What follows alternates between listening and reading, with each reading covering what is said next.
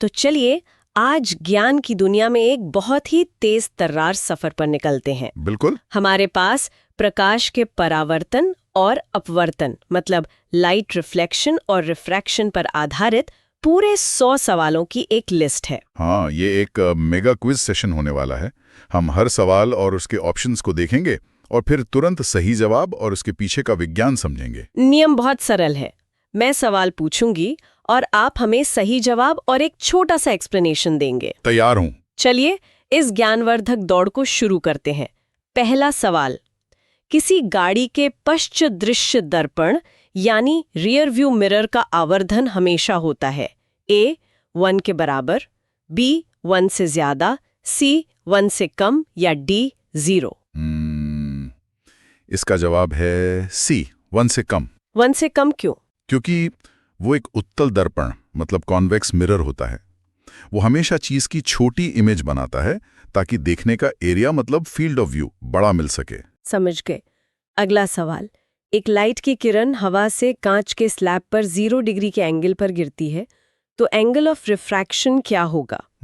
Options. ए 90 degree, B 45 degree, सी 0 degree, D 180 degree. ये होगा सी, 0 degree. मतलब कोई बदलाव नहीं। कोई बदलाव नहीं। जब किरण नॉर्मल पर सीधी पड़ती है तो वो बिना मुड़े सीधी निकल जाती है। ओके, सवाल नंबर 3, एक अवतल दर्पण यानी कॉन्केव मिरर 10 सेंटीमीटर ऊंची लौ का 20 सेंटीमीटर ऊंचा प्रतिबिंब एक पर्दे पर बनाता है, तो आवर्धन या मैग्निफिकेशन क्या है? ये इंटरेस्टिंग है। ऑप्शंस है A+2, B-2, C+0.5, D-0.5। जवाब है बी, -2। माइनस क्यों?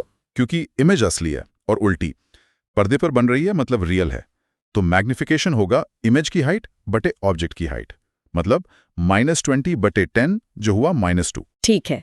सवाल 4, प्रकाश की किरण जब सघन माध्यम से विरल माध्यम में जाती है, मतलब डेंसर से रेरर मीडियम में, तो आपतन कोण I और अपवर्तन कोण R में क्या रिलेशन होता है? इस केस में किरण नॉर्मल से दूर हट जाती है। तो मतलब AI, BI, CI is equal to R या DR is equal to 90 degrees. तो इसका मतलब अपवर्तन कोण बड़ा हो जाएगा, तो BIR। एकदम सही। सवाल 5, 50 सेंटीमीटर फोकस दूरी वाले अवतल लेंस की क्षमता मतलब पावर क्या होगी? अवतल लेंस है तो फोकल लेंथ नेगेटिव होगी। हाँ। ऑप्शंस A+2D, B-2D, C+0.5D या D-0.5D। तो पावर है 1/f मीटर में, मतलब 1 माइनस 0.5 जो हुआ -2D। Option B. बढ़िया। सवाल 6, समतल दर्पण यानी प्लेन मिरर के बारे में कौन सा स्टेटमेंट गलत है? ओके, क्या क्या है? ए, प्रतिबिंब पार्श्व परिवर्तित होता है। बी, इसकी फोकस दूरी अनंत होती है। सी, आवर्धन हमेशा +1 होता है। या डी, यह वास्तविक प्रतिबिंब बना सकता है। ऑप्शन डी गलत है। प्लेन मिरर हमेशा वर्चुअल इमेज बनाता है जिसे पर्दे पर नहीं ले सकते। सही। 7वां सवाल, वैक्यूम में प्रकाश की चाल c है, तो 1.5 रिफ्रैक्टिव इंडेक्स वाले कांच में प्रकाश की चाल क्या होगी? इसका सीधा फॉर्मूला है। ऑप्शंस है ए 1.5C, B C 1.5, C D 2.25C। जवाब है बी, C 1.5। किसी भी मीडियम में लाइट की स्पीड होती है वैक्यूम में speed divided by refractive index. Okay, अगला सवाल, एक उत्तल लेंस के आधे हिस्से को काले कागज से ढक दें तो इमेज पर क्या असर पड़ेगा? ये अच्छा सवाल है। ए, इमेज आधी बनेगी, बी, इमेज पूरी बनेगी पर इंटेंसिटी कम होगी, सी, इमेज उल्टी बनेगी या डी, इमेज बनेगी ही नहीं।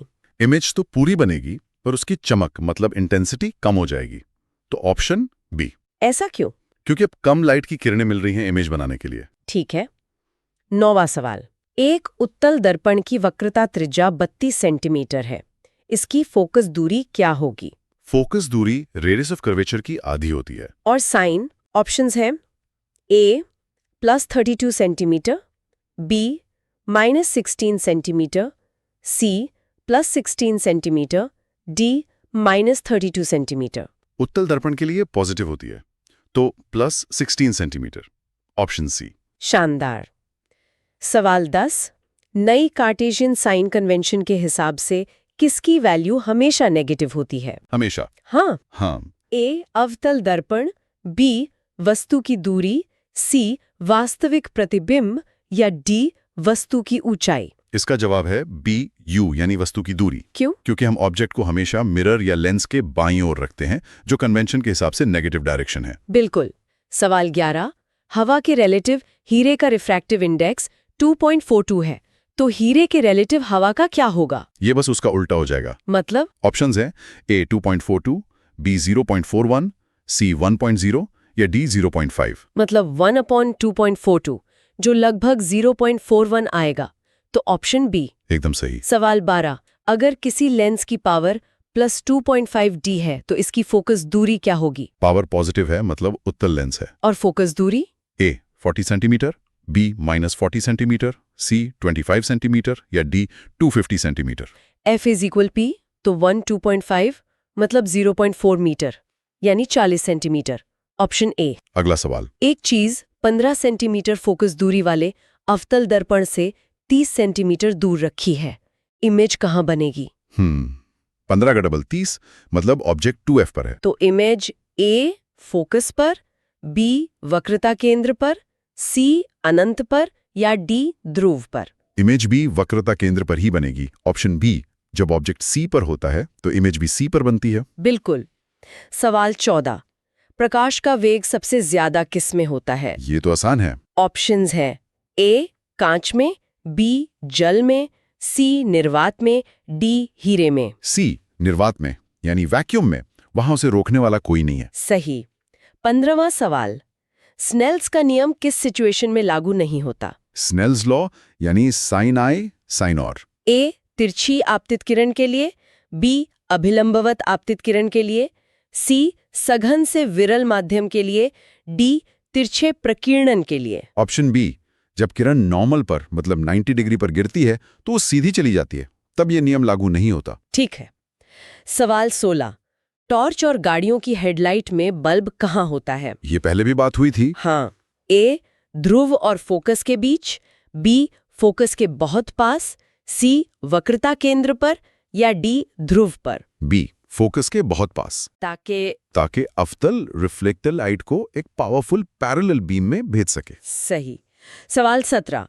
अगर मैग्निफिकेशन m = -1.5 है तो इसका क्या मतलब है? माइनस साइन और 1.5 दोनों का मतलब है। ए प्रतिबिंब वास्तविक उल्टा और बड़ा है, बी प्रतिबिंब आभासी सीधा और छोटा है, सी प्रतिबिंब वास्तविक सीधा और बड़ा है या डी प्रतिबिंब आभासी उल्टा और छोटा है? माइनस का मतलब रियल और इन्वर्टेड, 1.5 का मतलब बड़ा, तो ऑप्शन ए सही है। बहुत बढ़िया। 18वां सवाल। एक कांच के रेक्टेंगुलर स्लैब में जो इमर्जेंट रे होती है वो इंसिडेंट रे के पैरेलल होती है। हाँ, तो ऑप्शन बी समांतर। बिल्कुल। किरण 2 बार मुड़ती है पर आखिर में ओरिजिनल डायरेक्शन के पैरेलल ही निकलती है। 19। लेंस फॉर्मूला में अगर F नेगेटिव है तो लेंस कैसा है? नेगेटिव फोकल लेंथ मतलब? ए उत्तल लेंस, बी अवतल लेंस, सी समतल दर्पण या डी द्विफोकसी? बी अवतल लेंस। कॉन्केव लेंस की फोकल लेंथ हमेशा नेगेटिव होती है। 20वां सवाल। दो पतले लेंस जिनकी पावर +3.5D और -2.5D है एक साथ रखे हैं, कॉम्बिनेशन की पावर क्या होगी? बस दोनों को जोड़ना है। तो ए +6.0D, बी +1.0D, सी -1.0D या डी +0.5D? +3.5 और -2.5 मतलब +1.0D। Option B. बहुत अच्छे। पहला पड़ाव पार। अब सवाल 21। पानी में डूबा हुआ सिक्का उठा हुआ क्यों दिखता है? ये होता है ए परावर्तन, बी अपवर्तन, सी प्रकीर्णन, डी विक्षेपण? ये होता है बी, प्रकाश के अपवर्तन की वजह से।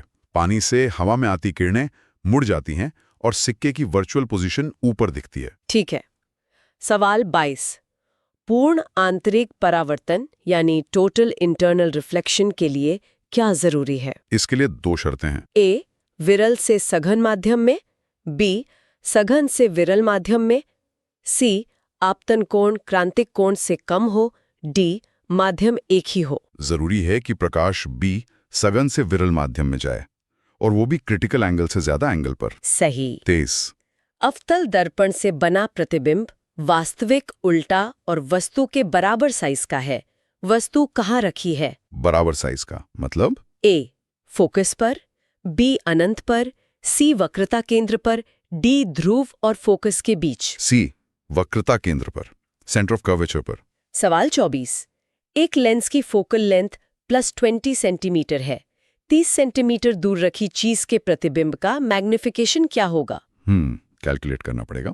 लेंस फॉर्मूला से V आएगा +60 सेंटीमीटर। तो magnification A+2, B-2, C+1.5, D-1.5। M = VU, तो 60 - 30 = -2। Option B. अगला, प्रकाश की किरण का मुड़ना सबसे ज्यादा किस में होगा? जिसका रिफ्रैक्टिव इंडेक्स सबसे ज्यादा होगा। ऑप्शंस ए पानी, N = 1.33, B कांच, N = 1.5, C हीरा, N = 2.42, D हवा, N = 1। तो जाहिर है सी हीरा। ठीक है। 26। उत्तल दर्पण को अपसारी दर्पण या डाइवर्जिंग मिरर क्यों कहते हैं? क्योंकि वो ए किरणों को एक बिंदु पर मिलाता है, बी समांतर किरणों को फैला देता है, सी सीधी इमेज बनाता है, डी बड़ा प्रतिबिंब बनाता है। बी, क्योंकि यह समांतर किरणों को फैला देता है। ऐसा लगता है जैसे वो फोकस से आ रही हो। अगला सवाल, एक समतल दर्पण की ओर 2 ms की स्पीड से चलते हुए व्यक्ति को अपना प्रतिबिंब किस स्पीड से आता दिखेगा? ये मजेदार सवाल है। रिलेटिव स्पीड का कॉन्सेप्ट है।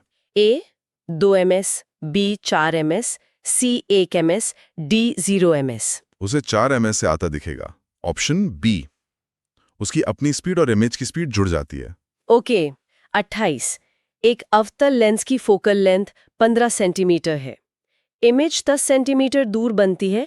ऑब्जेक्ट की दूरी u क्या है? अवतल लेंस है तो f = -15, v = -10।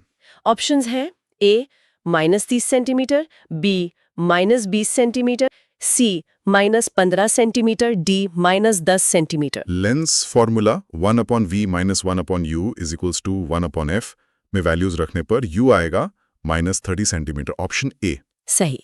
सवाल 29। डेंटिस्ट दांतों का बड़ा प्रतिबिंब देखने के लिए कौन सा दर्पण यूज करते हैं? बड़ा और सीधा प्रतिबिंब देखने के लिए ए उत्तल दर्पण, बी अवतल दर्पण, सी समतल दर्पण, डी कोई भी।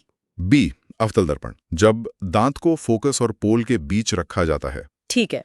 30। हीरे के चमकने का मुख्य कारण क्या है? ये हमने अभी डिस्कस किया था। ए उच्च अपवर्तनांक और पूर्ण आंतरिक परावर्तन, बी निम्न अपवर्तनांक, सी प्रकीर्णन, डी अवशोषण। ए हाई रिफ्रैक्टिव इंडेक्स और टोटल इंटरनल रिफ्लेक्शन। सवाल 31। प्रकाश किरण हवा से कांच N = 1.5 में जाती है। कांच में उसकी वेवलेंथ हवा की तुलना में कितनी होगी? वेवलेंथ कम हो जाती है। ऑप्शंस ए 1.5 गुना, बी 1.5 गुना, सी बराबर, डी 2.25 गुना। बी 1.5 गुना। सवाल 32। सूरज की रोशनी को एक बिंदु पर फोकस करने के लिए कौन सा लेंस सबसे अच्छा है? फोकस करने वाला लेंस मतलब कन्वर्जिंग लेंस। ए अवतल लेंस, बी उत्तल lens, C plano concave, D कोई भी। बी उत्तल लेंस, उसे अभिसारी लेंस भी कहते हैं। ठीक है। 33। अगर मैग्निफिकेशन m = +1 है तो दर्पण कौन सा होगा? m = 1 मतलब सेम साइज, प्लस मतलब सीधा। ए अवतल, बी उत्तल, सी समतल, डी कोई भी हो सकता है। ये सिर्फ सी समतल दर्पण में ही होता है। 34। लैटरल इन्वर्जन की घटना सबसे साफ किस में दिखती है? लैटरल इन्वर्जन मतलब लेफ्ट का राइट दिखना। ए उत्तल लेंस, बी अवतल दर्पण, सी समतल दर्पण, डी कांच का स्लैब। सी समतल दर्पण में। सवाल 35। एक कन्वर्जिंग बीम रिफ्लेक्शन के बाद डाइवर्जिंग हो सकती है अगर दर्पण उत्तल हो। हाँ, तो ऑप्शन बी उत्तल हो। बिल्कुल, उत्तल दर्पण तो हमेशा किरणों को फैलाता ही है। 36। 5 सेंटीमीटर ऊंची वस्तु 20 सेंटीमीटर फोकस दूरी वाले उत्तल लेंस से 30 सेंटीमीटर दूर है। प्रतिबिंब की ऊंचाई क्या होगी? फिर से कैलकुलेशन। लेंस फॉर्मूला से v = +60 सेंटीमीटर आएगा। और ऊंचाई A -5 centimetre, B -10 centimetre, C +10 centimetre, D +5 centimetre. Magnification m is equal to VU is equal to -2। तो इमेज की हाइट होगी -2 गुणा 5 यानी -10 centimetre. Option B. 37।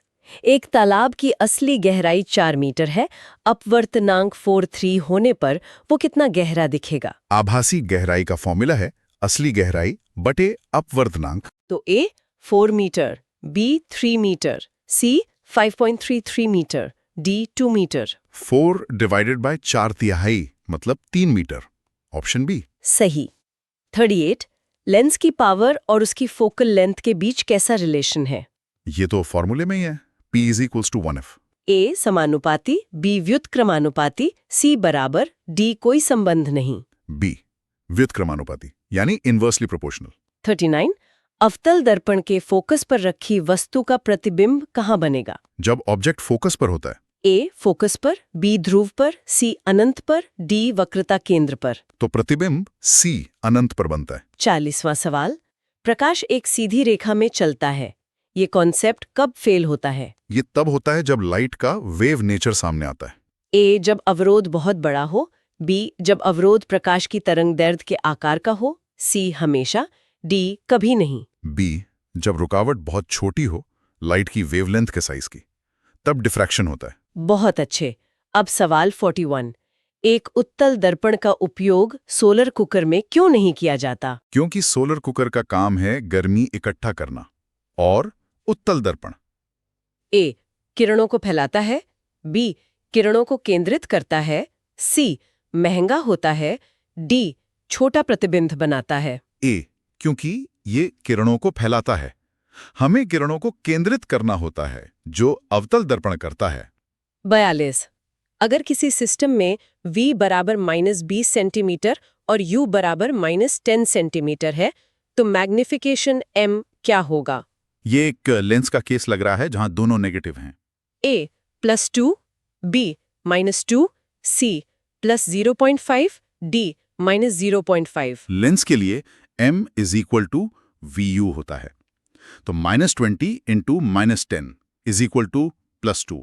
Option A, ये एक वर्चुअल, सीधी और बड़ी इमेज है। ठीक है। 43।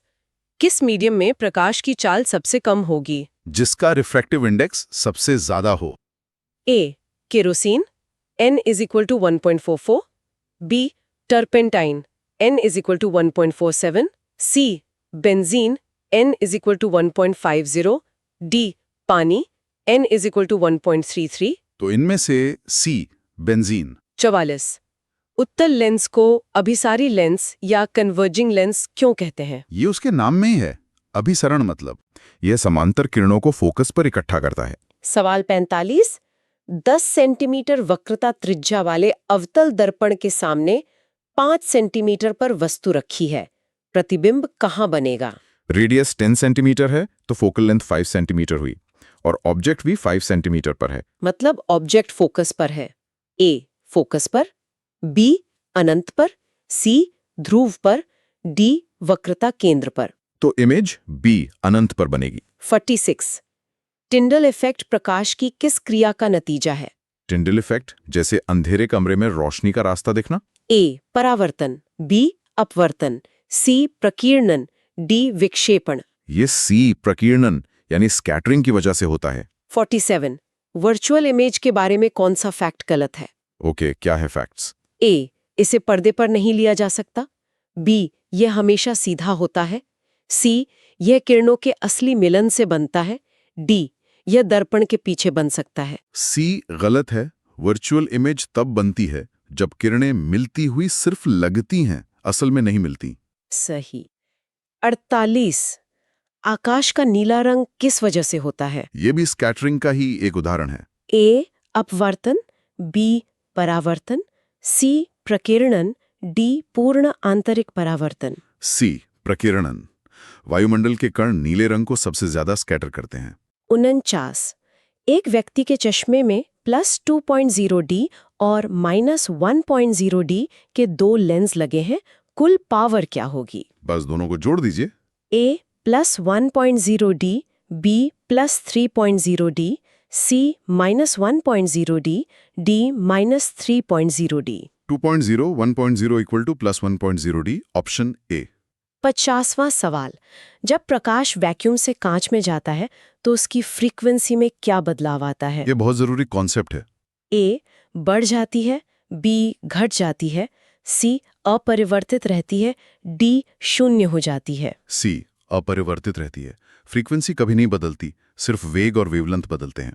आधा सफर पूरा हुआ। सवाल 51, अवतल दर्पण को पानी में डुबाने पर उसकी फोकस दूरी पर क्या असर पड़ेगा? दर्पण है, लेंस नहीं। A बढ़ जाएगी, B घट जाएगी, C अपरिवर्तित रहेगी, D अनंत हो जाएगी। सी अपरिवर्तित रहेगी। दर्पण की फोकल लेंथ रिफ्लेक्शन पे डिपेंड करती है, मीडियम के रिफ्रैक्टिव इंडेक्स पे नहीं। 52, एक वस्तु को उत्तल दर्पण के सामने अनंत और ध्रुव के बीच रखा गया है, इमेज कहाँ बनेगी? उत्तल दर्पण हमेशा A अनंत पर, B ध्रुव और फोकस के बीच, C वक्रता केंद्र पर, D दर्पण के पीछे अनंत पर। बी हमेशा ध्रुव और फोकस के बीच छोटी, सीधी और वर्चुअल इमेज बनाता है। 53, हीरे का क्रिटिकल एंगल कांच की तुलना में कैसा होता है? जिसका रिफ्रैक्टिव इंडेक्स ज्यादा, उसका क्रिटिकल एंगल A ज्यादा, B कम, C बराबर, D कह नहीं सकते। बी कम। हीरे का रिफ्रैक्टिव इंडेक्स बहुत ज्यादा है, इसलिए क्रिटिकल एंगल बहुत कम होता है। 54, एक लेंस की पावर -4.0D है। ये कौन सा लेंस है और इसकी फोकल लेंथ क्या है? पावर नेगेटिव मतलब अवतल लेंस। और फोकल लेंथ?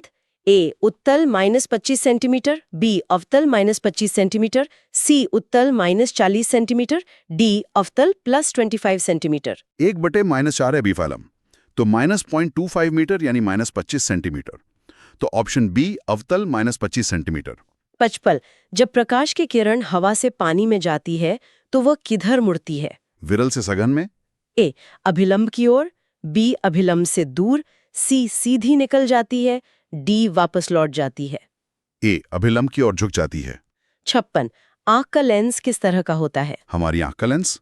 A अवतल, B उत्तल, C समतल, D बेलनाकार। बी उत्तल होता है, एक कॉन्वेक्स लेंस जो रेटिना पर लाइट फोकस करता है। 57, सोलर भट्टी में कौन सा दर्पण इस्तेमाल होता है? सोलर भट्टी में गर्मी चाहिए, मतलब लाइट को एक जगह लाना है। A समतल, B उत्तल, C अवतल, D कोई नहीं। सी अवतल दर्पण। 58, मैग्निफिकेशन M बराबर +3 का क्या मतलब है? प्लस मतलब वर्चुअल और सीधा, 3 मतलब 3 गुना। A 3 गुना छोटा और वास्तविक, B 3 गुना बड़ा और आभासी, C 3 गुना बड़ा और वास्तविक, D 3 गुना छोटा और आभासी। बी 3 गुना बड़ा और आभासी। 59, किस लेंस से हमेशा आभासी और छोटा प्रतिबिंब मिलता है? हमेशा। A उत्तल लेंस, B अवतल लेंस, C दोनों, D कोई नहीं। बी अवतल लेंस, ये हमेशा छोटी, सीधी और वर्चुअल इमेज बनाता है। 60वां सवाल, प्रकाश का वेग मीडियम के रिफ्रैक्टिव इंडेक्स के साथ कैसे बदलता है? ये इनवर्स रिलेशन है। A वेग प्रोपोर्शनल अपवर्तनांक, B वेग प्रोपोर्शनल 1 अपवर्तनांक, C वेग प्रोपोर्शनल अपवर्तनांक स्क्वायर, D कोई संबंध नहीं। बी वेग प्रोपोर्शनल 1 अपवर्तनांक। सवाल 61, 20 सेंटीमीटर फोकस दूरी वाले अवतल दर्पण के सामने वस्तु 20 सेंटीमीटर पर है, प्रतिबिंब होगा? वस्तु फोकस पर है। A फोकस पर, B 20 सेंटीमीटर पर, C अनंत पर, D ध्रुव पर। सी अनंत पर। 62, टॉर्च में इस्तेमाल होने वाले रिफ्लेक्टर का आकार कैसा होता है? ये सवाल पहले भी आया था, थोड़ा अलग तरह से। A उत्तल, B अवतल, C समतल, D परवलयाकार। बी अवतल। 63, अगर प्रकाश की किरण कांच से हवा में जाती है तो वो नॉर्मल से सघन से विरल। A दूर हटती है, B पास आती है, C सीधी जाती है, D पता नहीं। ए दूर हटती है। 64, लैटरल शिफ्ट की मात्रा कांच के स्लैब की मोटाई बढ़ने पर? स्लैब जितना मोटा होगा। हाँ, A बढ़ती है, B घटती है, C वही रहती है, D शून्य हो जाती है। ए बढ़ती है। 65, F is equal to -15 centimetre किस में मुमकिन है? Negative focal length. A अवतल दर्पण में, B अवतल लेंस में, C दोनों A और B में, D सिर्फ उत्तल दर्पण में। सी दोनों में। अवतल दर्पण और अवतल लेंस दोनों की फोकल लेंथ नेगेटिव होती है। 66 इंद्रधनुष का बनना किस घटना का नतीजा है? इसमें कई चीजें एक साथ होती है। A सिर्फ अपवर्तन, B विक्षेपण और पूर्ण आंतरिक परावर्तन, C सिर्फ परावर्तन, D सिर्फ प्रकीर्णन। बी डिस्पर्जन और टोटल इंटरनल रिफ्लेक्शन, साथ में रिफ्रैक्शन भी। 67 लेंस की पावर -2.5 D है, उसकी प्रकृति और फोकस दूरी क्या होगी? नेगेटिव पावर मतलब अवतल lens. F is equal to 1/-2.5 is equal to -0.4 metre. Options हैं A उत्तल 40 सेंटीमीटर, B अवतल 40 सेंटीमीटर, C अवतल -40 सेंटीमीटर, D उत्तल -40 सेंटीमीटर। बी अवतल 40 सेंटीमीटर। फोकस दूरी 40 सेंटीमीटर होगी, साइन नेगेटिव होगा, तो सी अवतल -40 सेंटीमीटर होना चाहिए, पर ऑप्शन में सिर्फ 40 सेंटीमीटर है। हाँ, मान लेते हैं कि यहाँ सिर्फ मैग्नीट्यूड पूछा है तो B। हाँ, नेचर अवतल है, फोकस दूरी 40 सेंटीमीटर, बी ले सकते हैं। ठीक है। 68 प्रकाश वैक्यूम से कांच n इज इक्वल टू 1.5 में आता है, वेग में कितनी कमी आती है? नया वेग c 1.5 होगा, मतलब 2-3c, तो कमी हुई 1/3 की। A 50%, B 33.3%, C 66.6%, D 25%। B 33.3%। 69 search light में दर्पण के फोकस पर बल्ब रखने का क्या मकसद है? ये टॉर्च जैसा ही है। A बड़ा प्रतिबिंब बनाना, B समांतर किरण पुंज प्राप्त करना, C छोटा प्रतिबिंब बनाना, D रोशनी फैलाना। बी एक पैरेलल बीम हासिल करना ताकि रोशनी दूर तक जाए। 70वां सवाल मैग्निफिकेशन का पॉजिटिव मान क्या बताता है? पॉजिटिव m का मतलब है कि इमेज सीधी है। A वास्तविक है, B आभासी है, C उल्टी है, D छोटी है। बी आभासी है। वर्चुअल और सीधी इमेज के लिए m पॉजिटिव होता है। 71 लेंस का ऑप्टिकल सेंटर वो बिंदु है जहां से प्रकाश किरण बिना मुड़े। अच्छा मुड़ जाती है, B बिना विचलन के गुजरती है, C परावर्तित होती है, D फोकस पर मिलती है। बी बिना किसी डेविएशन के सीधी निकल जाती है। 72 अवतल दर्पण की फोकल लेंथ 15 सेंटीमीटर है, वस्तु को 10 सेंटीमीटर पर रखने पर मैग्निफिकेशन क्या होगा? मिरर फॉर्मूला से v आएगा +30 centimetre. m is equal to -vu। Options A +3, B -3, C +2, D -2। m is equal to -30 -10 is equal to +3। Option A. 73 पानी N इज इक्वल टू 1.33 में प्रकाश की चाल क्या होगी? हवा में चाल 3 × 10⁸ ms है। बस 3 × 10⁻⁸ को 1.33 से डिवाइड करना है। A 2.25 × 10⁸ ms, B 3 × 10⁸ ms, C 1.5 × 10⁸ ms, D 4 × 10⁸ ms। ये लगभग 2.25 × 10⁻⁸ ms आएगा। Option A. 74 गाड़ियों में रियर व्यू मिरर के तौर पर उत्तल दर्पण ही क्यों चुनते हैं? इसके दो कारण हैं। A यह हमेशा सीधा प्रतिबिंब बनाता है, B इसका दृष्टि क्षेत्र बहुत बड़ा होता है, C यह सस्ता है, D A और B दोनों। डी ए और बी दोनों, सीधा प्रतिबिंब और बड़ा फील्ड ऑफ व्यू। 75 दो लेंस +12D और -2D संपर्क में है, संयुक्त फोकस दूरी क्या होगी? पहले कंबाइंड पावर निकालनी होगी। P is equal to 12 -2 is equal to 10D। और फोकस दूरी A 10 centimetre, B 100 centimetre, C -10 centimetre, D 0.1 centimetre. F is equal to 1/P is equal to 1/10 is equal to 0.1 metre यानी 10 centimetre. Option ए। 76 snail के नियम में जो constant होता है उसे क्या कहते हैं? sin I by sin R is equal to constant. A परावर्तनांक, B अपवर्तनांक, C आपतन कोण, D क्षमता। B अपवर्तनांक या रिफ्रैक्टिव इंडेक्स। 77 उत्तल लेंस के 2f पर रखी वस्तु का प्रतिबिंब कहाँ बनेगा? ये अवतल दर्पण के सी जैसा केस है। A f पर, B 2f पर, C अनंत पर, D लेंस और f के बीच। बी दूसरी तरफ 2f पर ही बनेगा, रियल, इन्वर्टेड और सेम साइज का। 78 अवतल लेंस से बना प्रतिबिंब हमेशा कैसा होता है? अवतल लेंस डाइवर्जिंग होता है तो A वास्तविक, B आभासी, C उल्टा, D बड़ा। बी हमेशा आभासी। 79 प्रकाश का रंग असल में किस पर निर्भर करता है? वो कौन सी चीज है जो मीडियम बदलने पर भी नहीं बदलती? A तरंगदैर्ध्य, B वेग, C आवृत्ति, D आयाम। सी आवृत्ति या फ्रीक्वेंसी। 80वां सवाल अवतल दर्पण का मैग्निफिकेशन m = -3 है। अगर वस्तु 10 सेंटीमीटर दूर है तो प्रतिबिंब की दूरी क्या होगी? m = -v/u। A -30 centimetre, B +30 centimetre, C -10 centimetre, D +10 centimetre. -3 = -v -10, तो v = -30 सेंटीमीटर, ऑप्शन ए। बहुत बढ़िया। बस 20 सवाल और। सवाल 81 कांच के स्लैब से निकलने वाली इमर्जेंट रे का इंसिडेंट रे के साथ डिविएशन एंगल कितना होता है? दोनों किरणें पैरेलल होती हैं तो A 90 degree, B 0 degree, C 45 degree, D 180 degree. b 0 degree. कोई एंगुलर डिविएशन नहीं होता। 82 समतल दर्पण के सामने रखी 10 सेंटीमीटर ऊंची वस्तु के प्रतिबिंब की ऊंचाई क्या होगी? ये तो सबसे आसान है। A 5 centimetre, B 10 centimetre, C 20 centimetre, D 0 centimetre. b 10 centimetre. Size बराबर रहता है। 83 P = -5D होने पर लेंस की फोकस दूरी क्या होगी?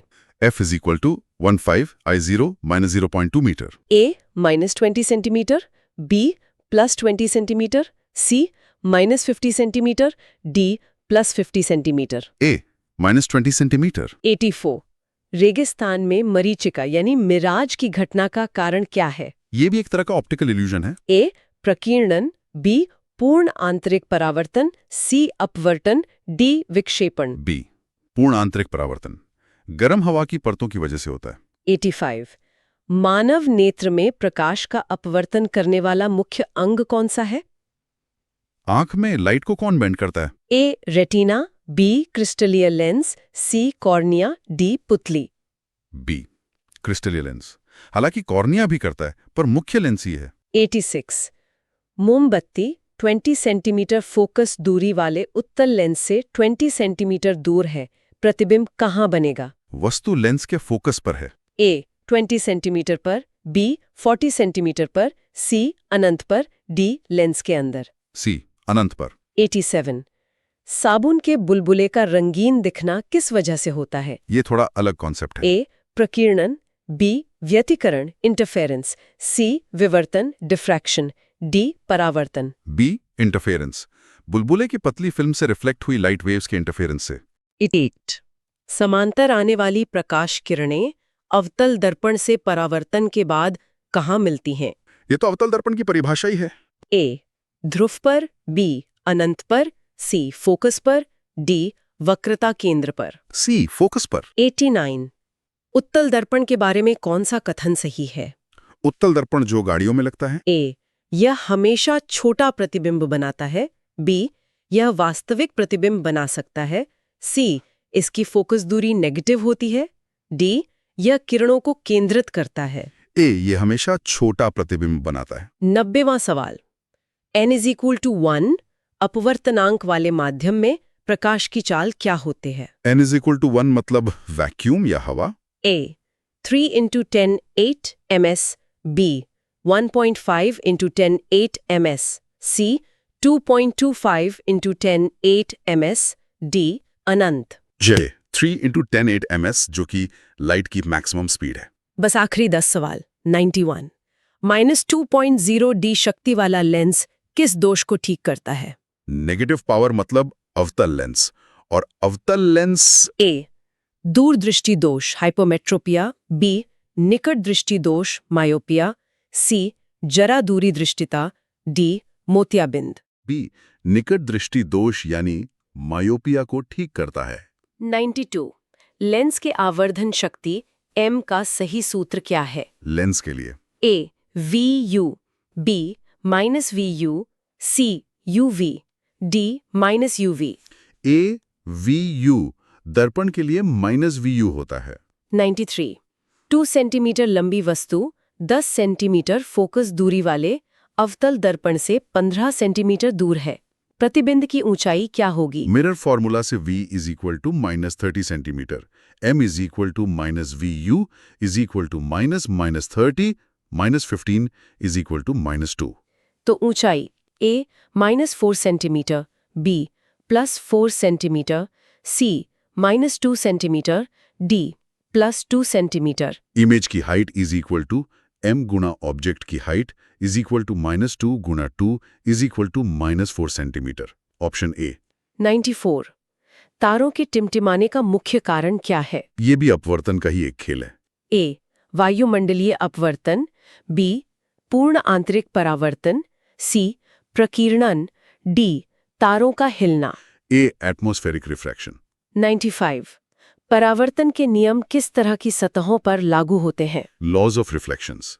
A केवल समतल सतहों पर, B केवल वक्र सतहों पर, C सभी परावर्तक सतहों पर, D केवल चमकदार सतहों पर। सी सभी परावर्तक सतहों पर, चाहे वो प्लेन हो या कर्व्ड। 96 किसी माध्यम में प्रकाश की चाल 1.5 × 10⁸ ms होने पर उसका अपवर्तनांक क्या होगा?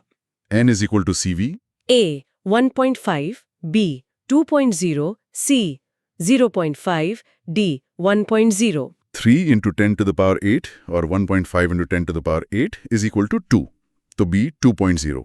97 अवतल दर्पण किरणों को एक बिंदु पर इकट्ठा करता है, इसलिए इसे क्या कहते हैं? इकट्ठा करना मतलब A अपसारी दर्पण, B अभिसारी दर्पण, C समतल दर्पण, D वक्र दर्पण।